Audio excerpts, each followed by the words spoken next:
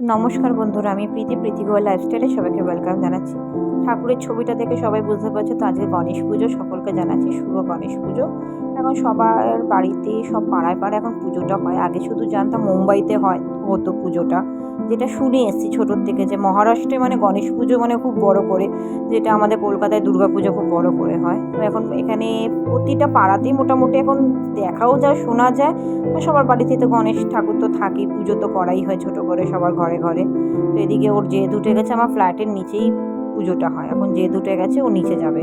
তো কে নিচ থেকে ওকে মান্টো বা পাঁপড় কিনে নিয়ে এসে কে দিয়েছে আমি তাও জানি না। এরকম ছোটো আমাদের এখানে গণেশ পুজো কিন্তু খুব বড় করে হয়। তো এই বছর একটু ছোটো করে হয়েছে। যাই হোক, কিসের জন্য ছোটো করেছে তাও জানি না। ছোটো করে তিরপলটা নিয়ে কিন্তু ডেকোরেশনটা খুব সুন্দর সাজিয়েছে।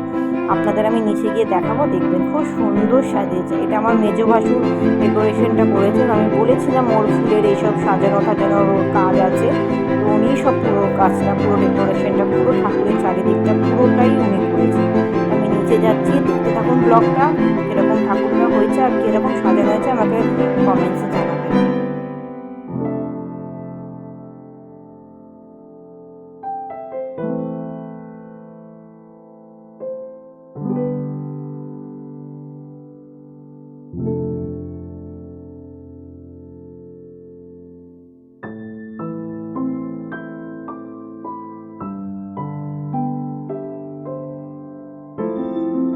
একটুও তো এখান থেকে যাওয়ার ইচ্ছে নেই, ওকে আমি টানতে টানতে ওই বাড়িতে নিয়ে যাচ্ছি। একটা ফোঁটাও যাওয়ার ইচ্ছে নেই, যে চলো স্নান টান করে এসে তারপরে তুমি একটু ভালো জামা কাপড় পরে তারপরে তুমি যাবে।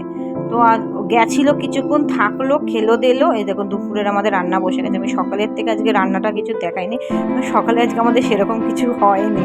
সব ওখানেই সব পুজো নিয়ে ব্যস্ত আছে সবাই, আমাদের মানে দুটো ছেলেই ব্যস্ত খুব আছে। আর আমরা ঘরে, আমি আর আমার যা ছিলাম।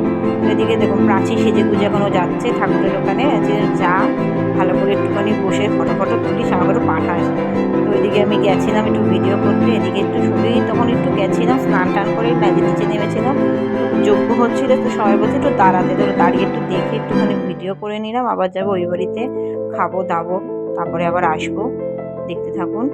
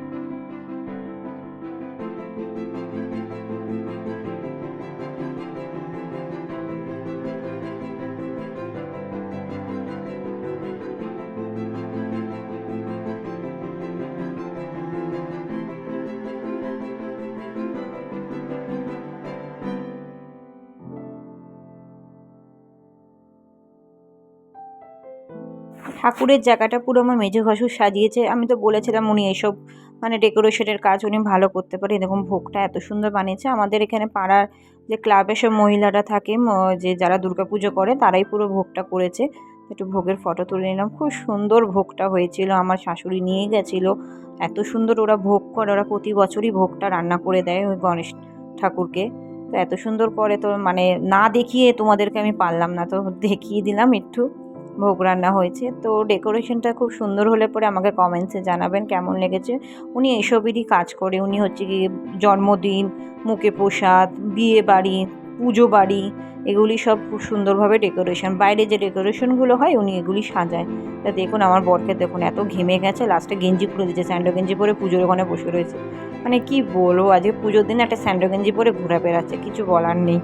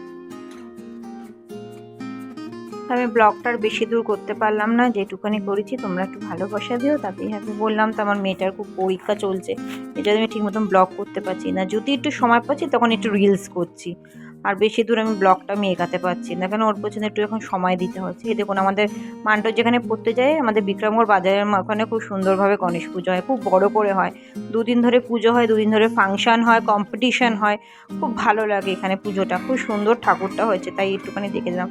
অ্যাকচুয়ালি তিজানকে নিয়ে একটু এপাশ দিয়েই গলিটা দিয়ে যাই, যে দেখিয়েছিলাম এপাশে গলিটা দিয়ে তো গাড়ি ঘোড়া যায় না, ও হেঁটে হেঁটে যায়, তো হাতটা ছেড়ে দিলে পরে একা একাই তখন চলতে পারে, সেই জন্য এই পাশ দিয়ে আমি গেলে পরে ও সুবিধা হয়। তো এদিক দিয়ে যাচ্ছি, দেখুন আমি পুরো ঘেমে গেছি, কোলে করে নিয়ে যাচ্ছি তো পুরো ঘেমে গেছে। তাহলে ব্লগটা বেশি দূর এগাতে পারলাম না, যেটুকুনি এগালাম তোমরা একটুখানি লাইক শেয়ার কমেন্ট করে দিও।